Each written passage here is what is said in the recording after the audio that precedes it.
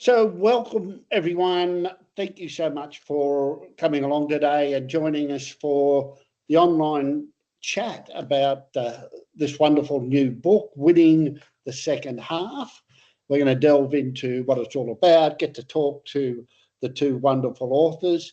My name is Rowdy McLean. You would have been expecting Andrew Moore, and unfortunately he's not here today.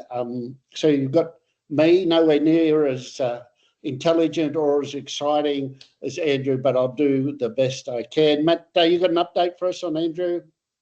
Yeah, Andrew had a little bit of a health scare, and fortunately, that's going to be fine. I guess just merging the theme into what we're discussing today is more than anyone I've ever met in my life. Andrew, he puts so much into entertaining people. He puts so much into us as his colleagues and his family. Like as a husband and a father, he's amazing. But it's just a good reminder for us that, put that mask on yourself first. I know we've all heard that message before, but, if he put, 1/10 of the time into himself as he puts into all of us and the work that he does on the radio, he'd be the healthiest person in the world. So just a little reminder to us all to make sure that you make time for yourself as well as the other things that are important in your life. Yes, a great example of it. Now, I've always been told that you can't play in the band unless you blow your own trumpet. So I would like you each to just quickly introduce yourself and your background before we delve into the book. And since Matt's had a go, I think we'll start with you, Susan.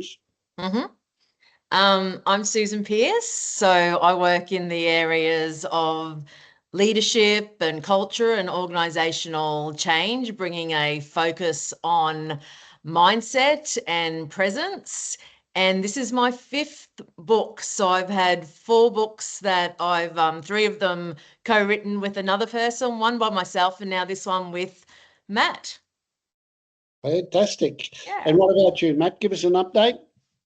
Well, just in case anyone doesn't really know my background, I was a head coach for 18 seasons, 13 years in the NRL and 5 years in the Super League. So my background is in high performance sport, as is my academic background. I've got a degree in sports science, and in the last decade, on and off, been working as the owner of the Change Room, and we run. Basically, our business runs recovery programs along with preventative programs for large government organisations and people on workers' compensation. So, yeah, that's a little bit of a brief of it. I want to butt in here is that what I was with Andrew here, Rowdy, for 11 years I've been working on the ABC radio, and I've had to do the 3-2-1 vote on the best players in the game for that entire time. And I was going to actually get him to go, the best question tonight gets a free copy of the book. All right. That's the 3 points. The 2 points gets a signed copy of one of Susan's past books. She's got 1,000 of them, or only 5 now. And there's my bestseller there. You get a copy of that for the number 1. So just to encourage people to actually interact with us and ask questions as well. Yeah, I think that's fantastic. So 3, 2, 1, each of you gets a book. If you just pop a question into the chat, I'll watch them come up. I've got a few questions I'm going to ask to start off with, but it'd be great for you people that have taken the time out of your day to join us to ask both Matt and Susan some questions about the book.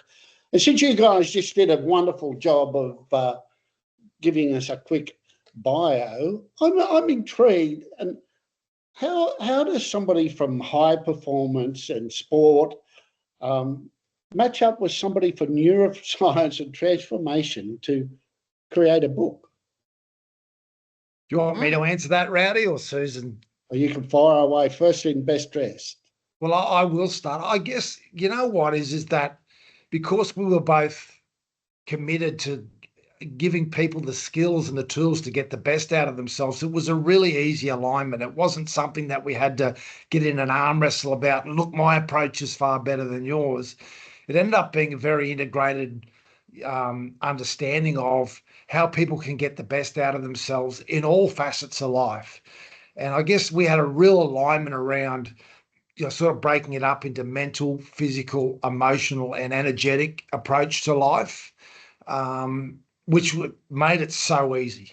Yeah, I think Matt and I first met each other because him and Minnie interviewed me on my last book on the podcast. And it was kind of interesting because I was going on this podcast with a couple of footballers thinking, I'm not sure where this is going to go and how it's going to go. But the alignment between Matt and my thinking, we were just completely on the same page. So when he approached me to write this book with him, it was a little bit of a no-brainer. I won't use Minnie's language, but we got off the interview because it was online, and Minnie went, holy shit, that's just the same version of you. So he said, we may as well just have interviewed you. So it was pretty interesting to have that alignment immediately. Yeah. And so how did you come up with the name? What inspired the name, Winning the Second Half? Well, I guess my first book, and again, because of my high performance background, I'd called The Change Room. So I was trying to run themes through things. And that was probably this is probably the only area where Susan and I had a little bit of a, but winning the second half was really about winning the second half of life. And I wanted to bring that high performance and sporting analogies in. So again, people could see that it wasn't about just surviving. It was about thriving in the second half. And that's what you need to do in sport. And I just wanted to sort of build on that analogy. And I think when Matt first pitched it, I now absolutely love the title, but I was sort of in that stage where I was kind of going, as a woman reaching that midlife point, I feel exhausted sometimes. I feel like a better title for me would be Playing and Having Fun in the Second Half, or Winning just seemed like more hard work. But what I came round to then knowing and believing is that winning is completely defined by the person living the second half. And this is what we're really trying to achieve in the book, that the second half you get to live with the wisdom of your experience from the first half, and winning gets defined completely by you, not by everyone else, all of your obligations, what society says you have to do. But winning, it's now your time to define what that second half is going to look like. So I think it's an awesome title now. Matt, you were right. You've been waiting for me to say that. Oh, sorry. I just got a bit lightheaded there. That's twice in the 1 year. It's a world record for me. Yeah.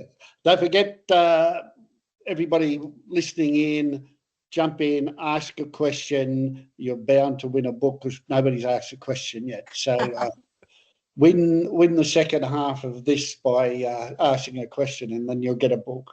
I'm going to jump around here a little bit different to what you guys were probably expecting from Andrew, and that's just Rowdy being Rowdy. But I thought it'd be good to kick off right at the very beginning. What do you hope people will get out of reading the book? Like, I love the way you come together to write it. I love the name, and it makes sense. What do you expect people to get out of it? What's the outcome you're expecting? For me, it's probably a few things that you'll see our tagline, or when you get the book, you'll see the tagline is who you are is great, who you are becoming is extraordinary. And I think one of the things I'd love to see people get is that it is a moment that we should stop and reflect. Like, too often we just rush through life without stopping and almost doing a stock take of all of those great achievements that we've had in the first half. So that's probably one for me, that they stop and reflect.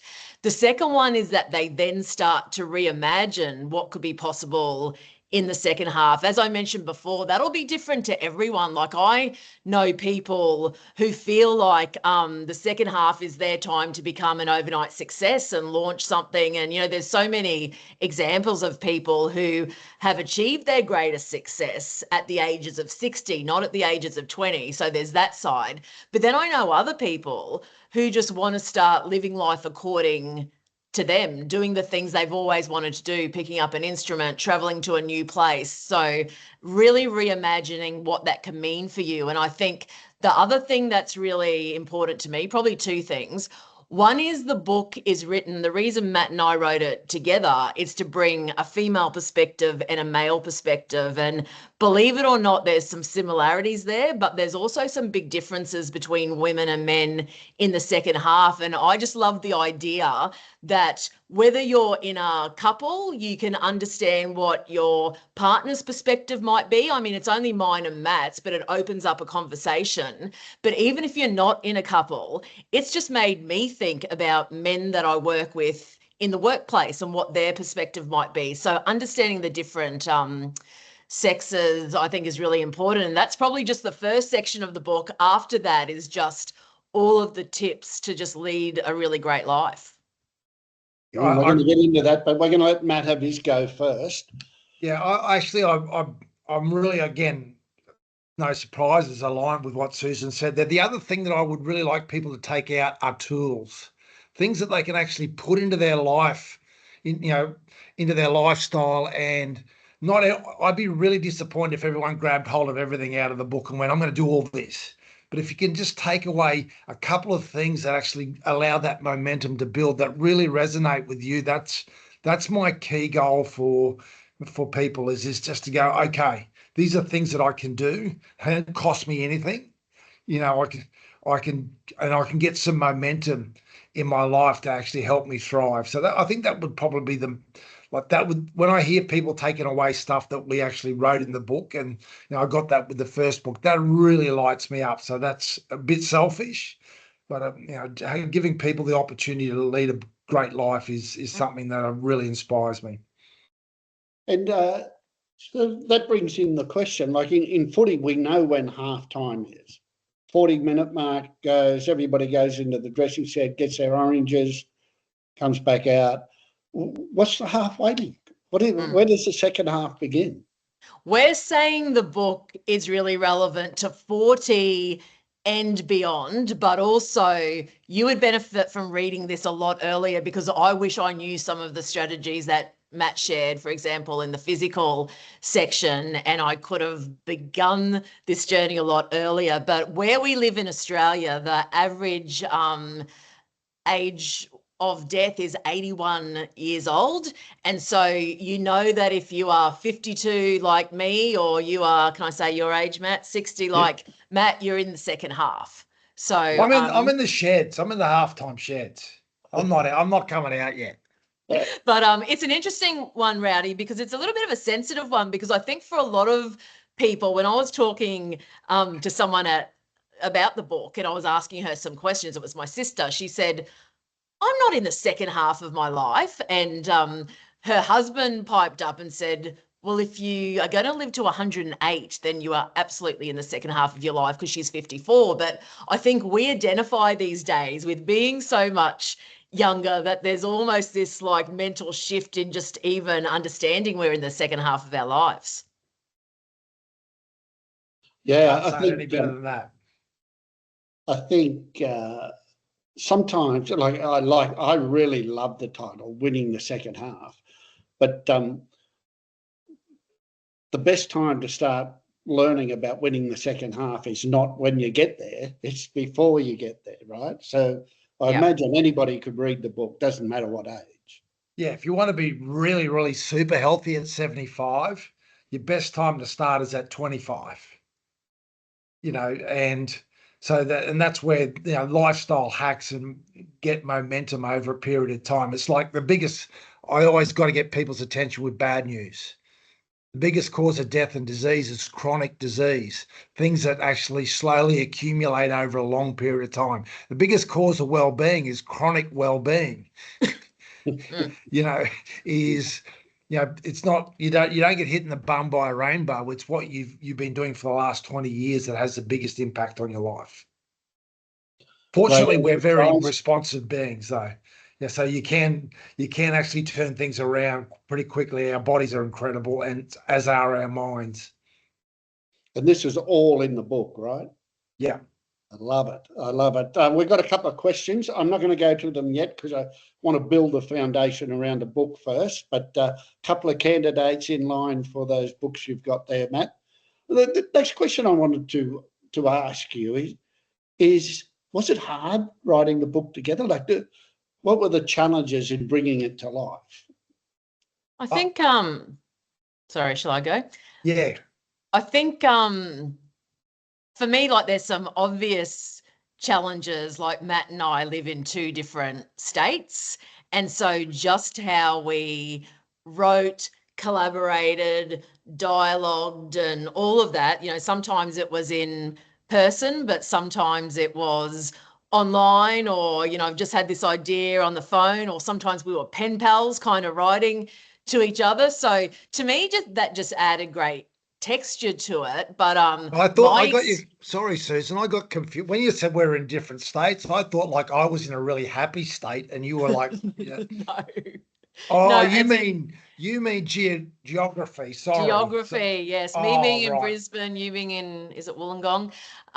So yeah, just not having that. I'm used to when I'm writing and collaborating, doing that physically, but I guess that's just the way of the world now, and we just found a way to make it work. But I suppose another, what could have been a challenge but wasn't, is that when Matt and I started writing this book, we barely knew each other, yet now we've produced a book that's going into some really deep areas of life, of sharing some of our experiences. And so kind of getting to know someone as you're writing with them was actually a really fun challenge.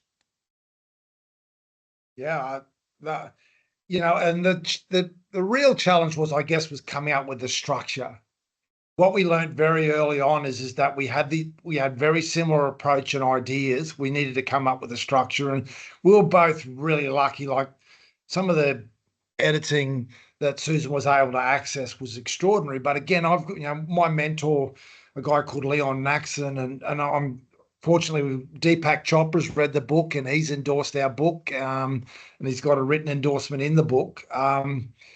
Just getting some advice from people that actually understand what it's like and being able to merge our ideas in the past was also invaluable. Yeah. And it's kind of interesting because the book probably, well, it did change shape to what we thought it would be when we started writing in 2022. So we had these ideas because we definitely wanted to do an expose about what women think, what men think.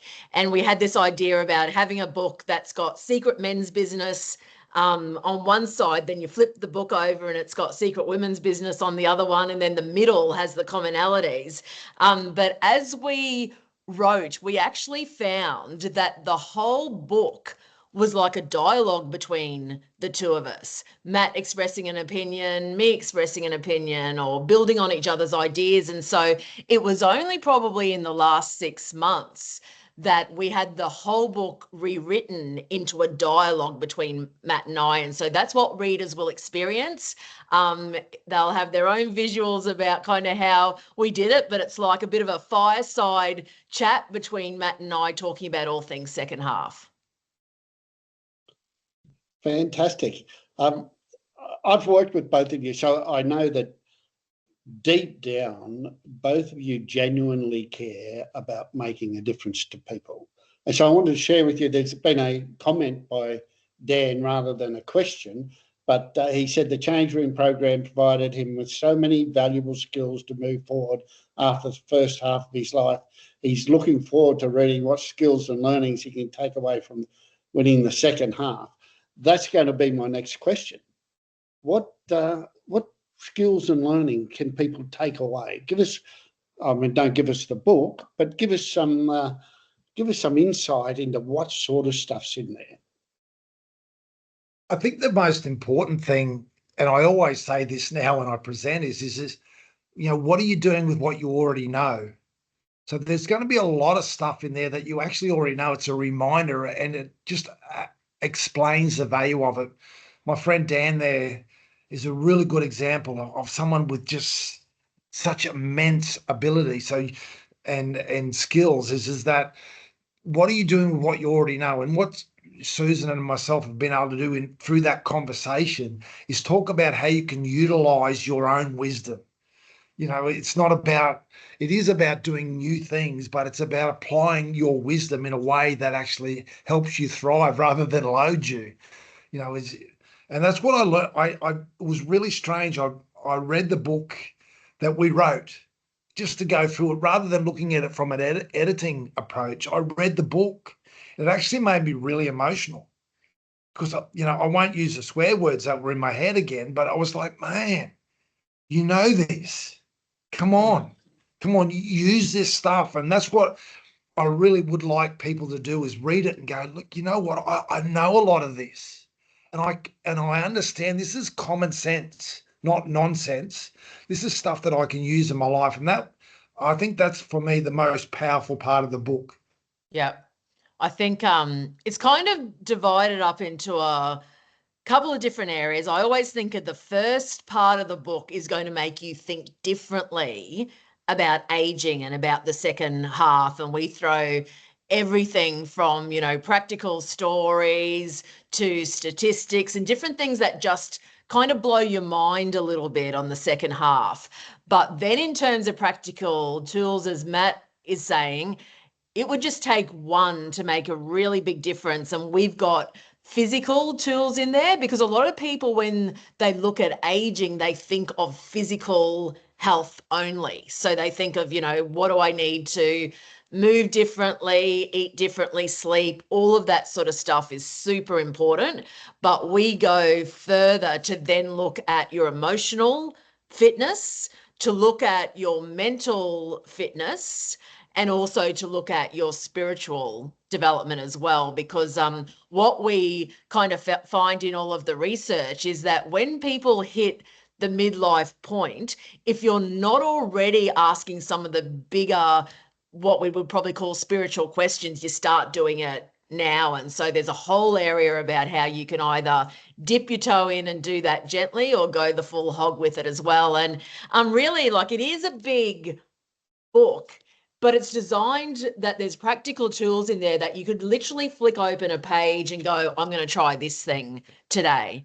As Matt said, heaps of things that you might already know, but I learned new things too. Like Matt was sharing about in the physical fitness area about falls being one of the biggest causes that lead to death or deterioration in older years. And so he was talking about the importance of every single day doing some balancing, standing on one leg. So I am pleased to say that every morning when I put my socks on, I think of Matt, because I use that as an opportunity to balance on one leg. And, if I can do that now every day for the rest of my life, such a simple thing, but something that I had never thought of.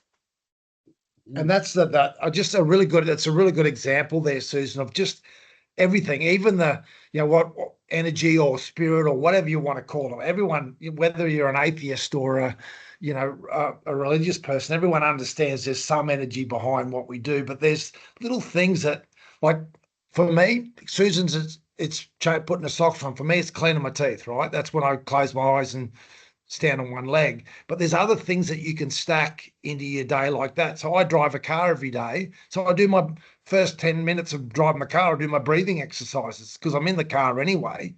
So there's things you're doing anyway that you can bring and habit stack these things into your life that brings you the benefits for you, and you don't have to do anything extra. I know that both of you are quite humble, and you say that the stuff is quite simple, and stuff that we already know. But I also know that you did survey over 800 people in preparation for the book. What was some of the wisdom and data that came out of that? Yeah, it was pretty amazing. One of the biggest ones is that nearly half of all people reported to being stuck in survival mode. So we asked them the question about, are you thriving or are you surviving? All respondents 40 and above, nearly half said they're stuck in survival mode. And men rated a lot more poorly than women did. So on that overall question, as well as on things like emotional and mental health. Yeah, So that was one big one. I probably think the other one that I noticed almost immediately was it wasn't actually the biggest difference in gender. It was the biggest difference in age where things were starting to, to identify around what Susan talked about it. But again, men in particular in that post-50 section, their satisfaction in life was rated very surprisingly low. Mm. Yeah. And it's interesting. And again, just spinning off that, Matt, that the other big thing that sort of made me pay attention was that people in our survey are not hitting happiness until they're 70 years old. So, if you look at that, that is way too late to be experiencing happiness. And we know there's very established research that says happiness follows a U curve in life, but all of that research says happiness starts to go on the incline in 40s and hits a peak at 50s and keeps sort of going from there. Our survey was saying that it was the 70-year point where people were reporting the most happiness. And yeah, that's too late. Wow. So interesting. I'm really keen to find out what didn't make the book and who got the right of veto and all of that. But I don't want to do it now because I think there's going to be some fun in that. So you were just talking about happiness and fun. So I'm going to leave that until after I've asked these few questions, these candidates for winning a book. So Carl's question is, does it help me prioritise which tools to use first, second and third? Who's going to take that one? I'll take that. And again, part of what our book's about is self-awareness, Carl. So I can't answer that question for you because it's like who chooses to be happy? Are you going to choose for me to be happy or do I choose for me to be happy? And it's a little bit, that's what Susan said. So what it is the first thing is you understanding you. Because, some tools you might have covered. You don't actually need that in your life. You've got real momentum in that area of your life. It's like, I'll use two examples, which were part of the foundation of writing the book. I was sitting with a friend of mine who was so fit, like incredibly fit. And we're watching a game of footy and he was just going, oh God, back in my day it was better and like that. And I'm in my head, I'm going, shut up, mate. And also going, are you watching what these young people are doing out there? If we played against them, it'd be 100-0 to them. They're amazing. Do you know what I mean? So that was the first. And then literally on the same day, I met a friend who, like, so close to him, so close. And he'd done so well, better than anyone could even imagine, that he could have done.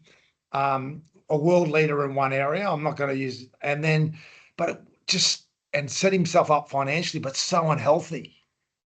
It was like in the same day, like healthy, unhappy, amazing achievements. What are you going to do with it, with what you've created? So it's, I think the first and the critical thing is knowing who you are, where you are, and then how you want to be. Yeah. I think, I'd support that and just add, Carl, that you'll know when you read them. It's sort of like the standing on one leg. I would never have predicted that'd be something that would jump out at me. But it's kind of like, when you read a book and it's got you going, yes, that's so true. Or as Matt was saying, it might be something, I believe that, with all books, there's nothing that's never ever been said before or been thought of before, but what their real value is that they magnetize what you're ready for anyway. So I had someone else who had a pre-read of this, and they got to the section talking about relationships and the importance of that for longevity, and they're just like, you know what, I've been thinking about how much I have neglected my circle of friends. So the thing that you said, to do in there, I'm going to do that one. So I think they really will just, stand out for you. Great answers. And so I imagine from the answers is you can read the book. I haven't read the book, by the way, for those of you joining in. I haven't read the book. I've been out of the country, and so I haven't read it, but I'm looking forward to reading the book. I'm excited by it. But I imagine you could read it and go, here are my priorities, 1, 2, and 3, and then reread it 3 months later and go, oh, my priorities are now A, B, and C. Would that be correct? Absolutely. So you could read it again and again.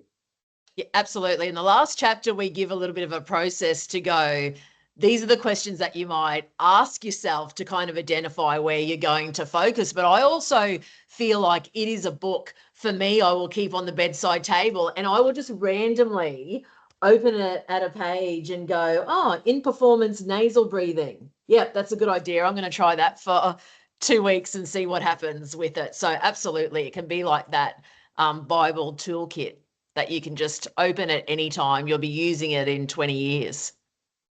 Fantastic. Let's move on to the next questions from Steph. So from your perspective, what role does self-awareness and understanding our unique strengths and challenges play in creating a fulfilling and impactful second half? You sort of answered that, so give us me to go.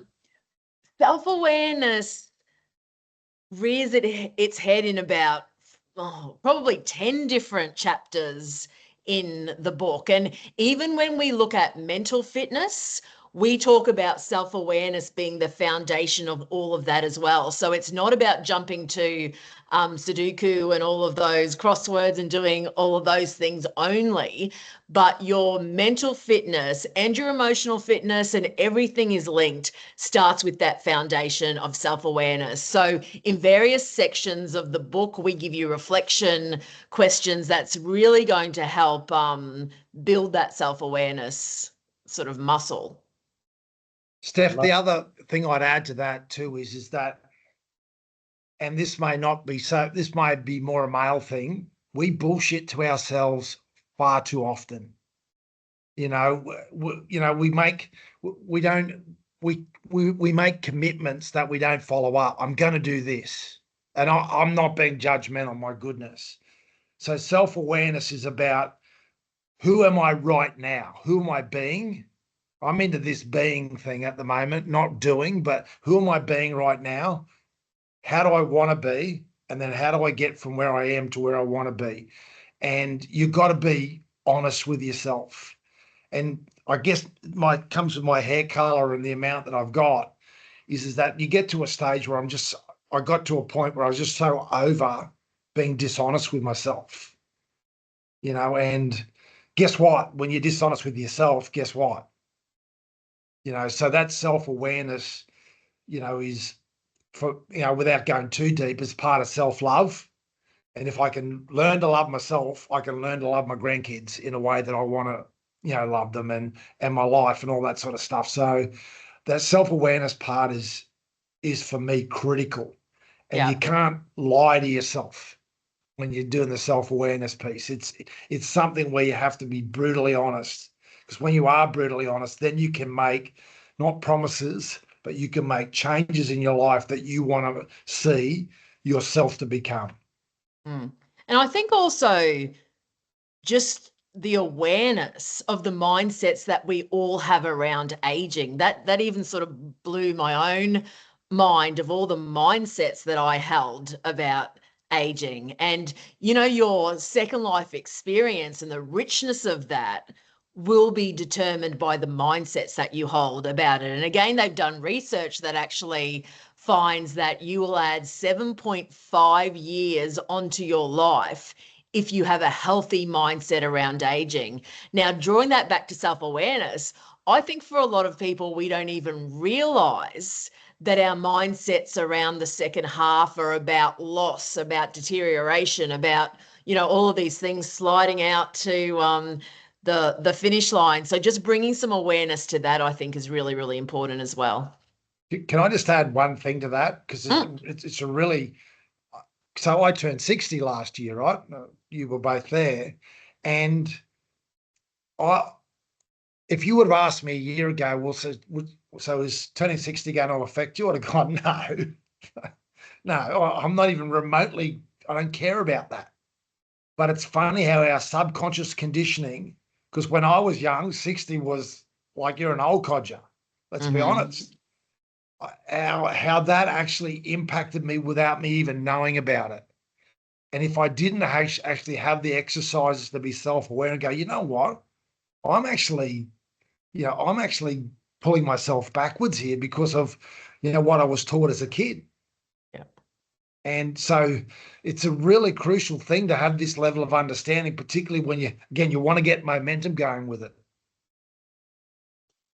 I am loving this conversation. If you would have asked me before we started, Rowdy, do you think you're winning the second half? I would have said, yeah, absolutely. Absolutely. I'm all over it. Now I'm going, I don't stand on one leg.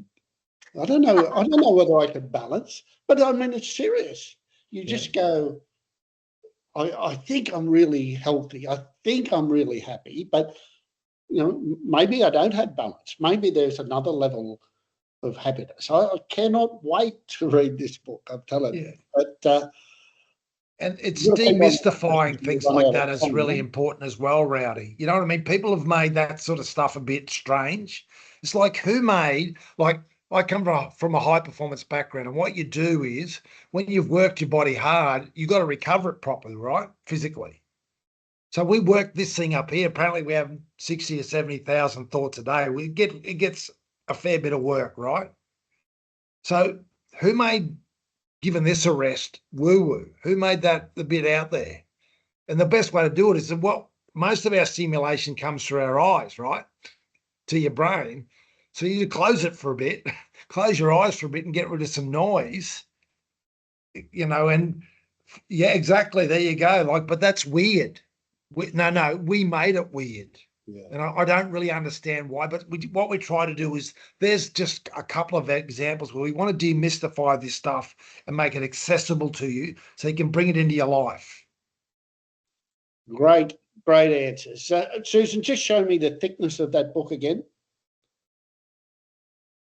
So there's hundreds of tips in there, right? Hundreds. Part of it's like you can weight lift as well. You can build your guns up by just lifting it up, yeah. Yeah, it's not our intention, and the purpose of today is not to get through all of it, but the intention was just to allow people to see the depth of understanding that you have, the way that you've come together to create the yin and the yang of both sides of the equation, and how simple it is to make improvements. So I'm loving that. And here's the next question. I like this question. So this is from Brendan Rogers. Question for both Matt and Susan. If there was just one thing you should start to do from reading Winning the Second Half, just one out of the hundreds that are in there, what's your favourite? And I know if I ask you this question tomorrow, that the answer could be completely different. But what is it today?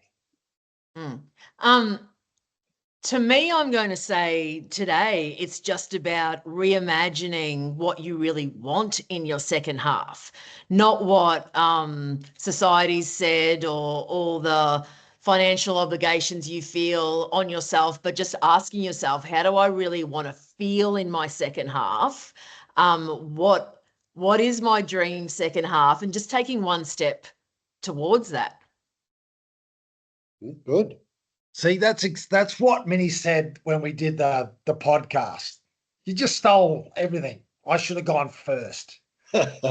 No, and that's my big thing at the moment is, who do you want to be?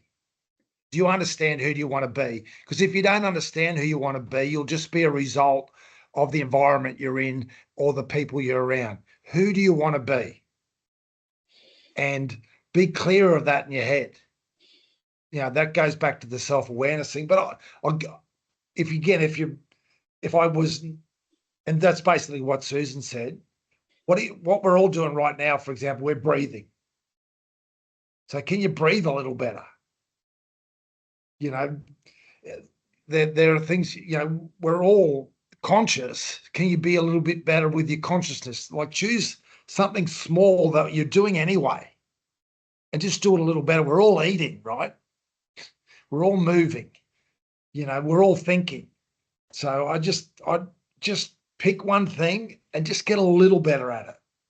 You don't have to, punch the lights out. Just get a little better at it. And guess what happens when you do something? It's like anything. When you do something, you do it a little bit better. You get better at it, and guess what? So your best gets better, and you keep improving. So it's not about doing one thing and it changes your whole life in a second. And I gather that you're giving us tips on how to breathe better and how to eat better and stuff like that. Yep. So the book is in the physical section, there's tips for diet, exercise, sleep, and breathing. Then we have the mental fitness area where we're covering everything from self-awareness to mindfulness to mindset for aging in the second half, but then also to those mind skill and just keeping your brain active, because we all know that the dementia, risk is rising in your second half.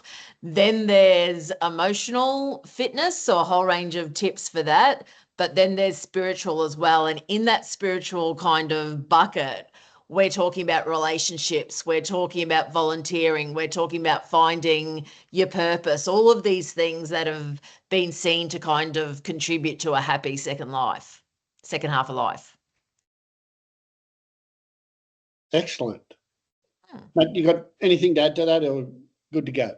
No, Susan's summed that up perfectly. And I think if I did it, it'd just dilute that really great message. All righty. This is the final question. I'm sure. Oh, hang on. I know that's just John posting something. Just before we move on, where do we get the book? So the book is available from all book sites where you get books, from Amazon. We would recommend that Australian purchasers go to Booktopia, who offer the most competitive prices, but you've got your ebook platforms on Kindle, on iBooks. You can go into any bookstore, but probably everyone knows these days that they only carry a limited number of titles, but they'll order one in for you and you'll have it in a couple of days. And hopefully we'll be recording the audiobook in the next few months as well. But yeah, jump onto Booktopia or jump onto Amazon to get your Kindle version. And yeah, the audio will be coming at you later on. Awesome. So it's available everywhere. So it's obviously already set for massive success, because it's only the good books are available everywhere. Some books are only available in little niches. So well done to both of you. Last question is from Mika, and then I'm just going to jump into some of the fun stuff about writing the book. But Mika or Micah, I apologise if I've pronounced it wrong, but does the book help to make the transition from the magic and distresses of the first half to let go of it, to embrace the maturity and opportunities of the second half? Absolutely, it does. So, we talk about, as I was mentioning, secret women's business, secret men's business. And when I was writing the secret women's business, I was talking about, there's a myth that a lot of people say, women hit menopause and turn into, grumpy and frustrated people. And I was just talking about, that time of midlife where a lot of those losses, disappointments, resentments come up and actually hit us. And one of the first things that we need to do is just learn that process for how you can see them, feel them, forgive them, acknowledge them, but also get to a point where you can either embrace them or let them go so they're not holding you back in your future. So it's a really, really important, it's a great question. It's a really important point, because I think for all of us, we have those regrets and losses. And the other thing that we also encourage everyone to do is that we don't often pay as much attention to all of the amazing things about our first half, the accomplishments that we should be really proud of, the families that we've built, the achievements we've had, all of that. So getting the balance there as well. So there is kind of like a midlife stock take cleanup that definitely is worthwhile. I'm going to do the mini now. Yeah. Oh, goodness. I'll just add to that slightly. And again, this is probably coming from the men's secret business side of things, is that so much of our identity is attached to our past life, our first half. And it's about being proud of that, but not having that as a limiting factor. It was funny, Susan asked me yesterday, how come you never refer to yourself as a head coach when we do the promotion stuff? And it's part of me wanting to move on. That's what I did, not who I was. But it's also something I'm allowed to be proud of, right? And it's getting the balance between, who you are now and what your past, not attaching your identity to your past, being proud of it or learning from it. Sometimes there's things in my past I'm not proud of, but what I've got to do is learn from it, right? So it's about understanding the difference between your past and your identity, and the different, they're not the same. Great answers from both of you. If you're watching or you're watching the replay of this, I just want to let you know that we're spending about 45, well, we're over 45 minutes already. We'll probably go to an hour, maybe even a bit longer. But if you're over, if you're getting so much information out of this, and I'm just then imagine if you spent a few hours with these guys in a great environment. So in the chat, you'll see there's a link there from John Daly, giving you the opportunity to come along and spend some time with these two wonderful people, talk to them face to face, sit down, have a cuppa, and find out what really makes them tick and what the book's all about in much greater detail. Grab a signed coffee. They'll be worth squillions in the future. So that the 21st of August in Sydney, the 29th of August in Brisbane. Check the link in the chat and go along, because I most certainly will be. So just show me the thickness of that book again, please. Lots. That could have been 2 books, right? Well, I suppose it is. We didn't expect it to be this big, but what you may have gathered is that once you get us starting, it's quite difficult to wind us up. So Yeah, obviously. And I'm interested to see who got the most words in, because there's a lot of information in there, but I can almost guarantee it all didn't make the book. So well, you can't tell us what got cut out, but how did you decide what got cut out? Who got the right of veto? Who defended their ideas the strongest to make sure they got in there? we didn't really have any of that, and we used external editors to make some of those calls and it was more around not that's contentious or that's not good. It was more that's a bit repetitive. So yeah, but I did say to Matt at one point that in the book, it feels like I am saying too much.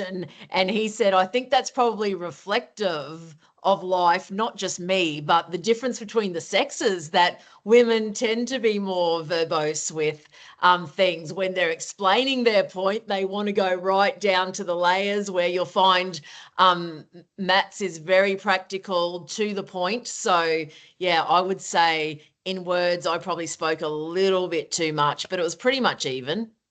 That was my very polite way of saying shut up. What was the most unexpected or funny thing that happened? That's a Matt, really good. Got anything? You I do. go, Susan. Well, all I'm going to say in secret men's business is, and I will have to look to know what this is, the right words for it, but staying at the crease and batting for hours. And we're not going to go into what that means, but I think we probably pushed each other to go deeper into different topics. So as I was going deeper into some menopause things, Matt was going deeper into some vulnerability around men's challenges. So we won't tell you about that story, but you got to buy the book so you can just read about, staying at the crease for hours. I did have to dive under the covers reading the menopause stuff as well, but but I guess the fun side of that is actually I needed to learn that. I'm a father of 4 daughters, and again, it's we go yeah, but actually understanding it was so informative to me, and I don't think there was anything that we really had any conflict around. It was actually it was structuring the book that was our biggest challenge for me. Was how do we do it? And we had at one stage we had captains of chapters, and then we and then what he said, she said, but coming up with a conversational approach around it just made it so much easier. And again, I honestly can say this: when I last read it, I told you I was going, what are you doing with this stuff? You already know it. But I found it that's a thick book for me, right? And I found it really easy to read. I really did. So it actually even surprised myself with it. And I think this will be the final question. What did you, Susan, learn from Matt, other than standing on one leg, about playing the second half? And Matt, I'm giving you a bit of time here because I'm going to ask the question in reverse. But what did you walk away and go, you know what? That was so good that Matt taught me that. I will struggle to put my finger on one thing because I think there are so many things, like all of the physical tips, obviously with his background in sports science and high performance, I learned so much about that. But and it was interesting because when we were looking at, okay, who's going to lead each section, Matt put his hand up to lead the emotional fitness section. And I was kind of like giggling to myself going, a man that's going to lead the emotional section when it's pretty well known that women are, the emotional experts on the planet, tongue in cheek. But it was, really just amazing to see the insight that he had. But also, more importantly, that whilst there are so many differences between men and women, there are so many common experiences as well. And he helped me see that so much. Good. What about you, Matt? One thing, many things, a favourite thing? I think again, the conversational piece and what Susan talked about is how we constructed the book. It was that last example I gave you was really powerful to me, where Susan said, how come you don't refer to yourself as an ex-NRL coach in any of the stuff that we do? Yeah, so it was the enlightening moments like that were probably the most powerful for me, is that just, again, Susan will not hesitate to call you out. Trust me. But you weren't it wasn't in a bad way. It was it was an inquisitive way. Well, how come you don't do that? So it was just a little bit for the most powerful moments for me were in not so much the reading of the book, even though that did blow me away. That, as I said, the last time I called myself out on what are you doing with what you already know, but it was more our conversations around how come this, and how come you know about emotions. I had to go, well, I didn't, so I had to learn about them because they were creating havoc in my life, and so. Yeah, that was probably the big things that I learned from Susan was more in our conversations. I would actually now jump over and support that, undergoing a creative journey together, it can't help but be a development experience for the two of us, or I'm speaking, definitely for myself, that what it gave me in terms of not just knowledge about men or relationships, but just so much that I saw into myself. So that was just, the gift of writing together. Sounds like I've loved the conversation. I love the energy of both of you. I think you're both the most energetic I've ever seen you on a webinar that we've done. So obviously, I think the books had an energizing impact, and I'm wondering. I think it's going to be a lay down success. There's no doubt about it. And so, like any great Netflix show, everybody's going to go, will there be a second collaboration of some description? God, I haven't even thought about that, Rowdy. My gut feel is that there will be, and I'm just resisting the temptation, because usually as I'm launching a book, I'm moving on to the next one. And something that Matt and I are both really committed to is putting a lot of focus around this book for the next few years, because it really is something that we believe in and we think is going to change a lot of lives. So before jumping into any more writing, this is famous last words, but we just want to put all of our energy into getting this out to the world. You know, the name of the next book just came to mind. It's a bit dark though. The Full-Time Hooter. Oh, anyway. no. Well, there are some great books in that category. I can tell you a couple, but I'm not going to go there. I'm going to give you two a second to think about what's your one last piece of advice or piece of wisdom that you'd like to add before we close it down. Those of you on the call, first of all, get along to one of those launches in Sydney or in Brisbane, get a signed copy of the book, get to know these two people. They are magnificent human beings with a wealth of wisdom that's in a book about that thick, and you'll love spending time with them, I guarantee it. If not, I'll give you money back. Well, John will. But, don't forget to do our book giveaways before people get off the call as well. They're probably hanging on the edge of their seat wanting to get somewhere at 5 o'clock too. So we actually had 4 questions, and the number one, the 3 points goes to Mika or Micah. I don't know whether I'm pronouncing that right, but you get winning the second half. Yay. The number 2 question goes to Brendan, so he gets the Wired for Life. And then we've had a draw for the final question. So both Carl and Steph will be getting a copy of the Change Room. We need their mail addresses so we can send them to them, by the way. So that if they can pop them in the chat box. Or probably if you can just send them straight to John, otherwise other people will be sending you stuff as well. So yeah. But before you go, just put a quick comment in there, say, what did you love about today?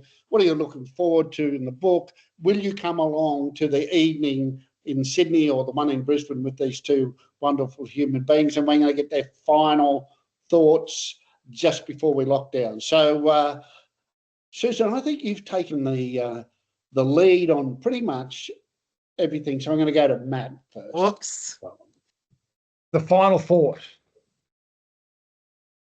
My final thought is that I'm getting blown away by all the people and their comments. So thank you, firstly, for coming on today. That really means a lot. And I know there'll be some recordings sent out for other people that weren't able to join us today. So, but for everyone here, particularly your questions, and yes, there's some people there that have joined us that I have a great affection for. So thank you. I think the most important thing that I can share to everyone is that the stuff that we've got in here that can help you, you deserve it. So, and that's the most important thing for me. It's not about this can change your life. You actually deserve it. So I just suggest you access the wisdom, particularly that Susan shared, and so you can have a great life. Thanks, Adam. Beat that, Susan. Well, it's not a competition, but beat that one. I was going to pull out Carl Jung. It's nothing from me, but I was just going to read a quote from the book by the Swiss psychiatrist Carl Jung. The afternoon of life is just as full of meaning as the morning, only its meaning and purpose is different. And I think that we do need to kind of remember, I often think of, midlife and the second half of life being the time after the sun sets. It's my favorite time of the day where everything shifts gears, and how important it is for us to think about the shifting of gears. We're not going to be the same people that we always were, but as Matt said, who are we going to be? What a great finish to a great conversation with two of the most caring, compassionate, clever people on the planet. If you haven't already, you should book to get to see these two in Sydney and Brisbane. John's just throwing the link up again for those of you who really want to go. Matt, if you don't.